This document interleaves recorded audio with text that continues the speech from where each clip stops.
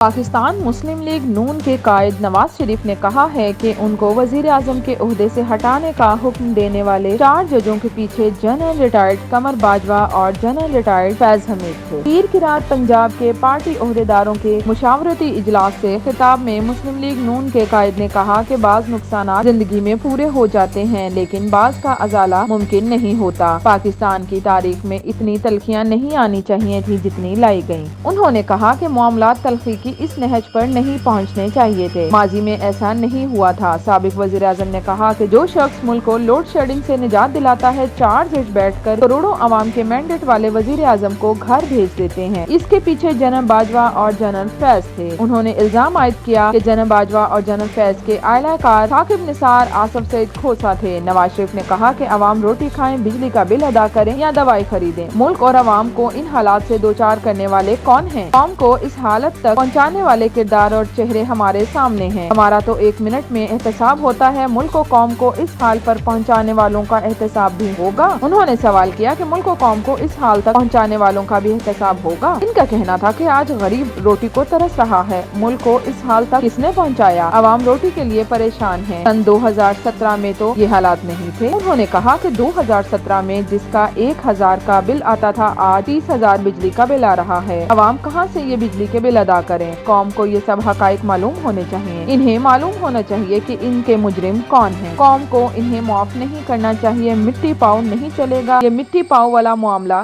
نہیں ہے۔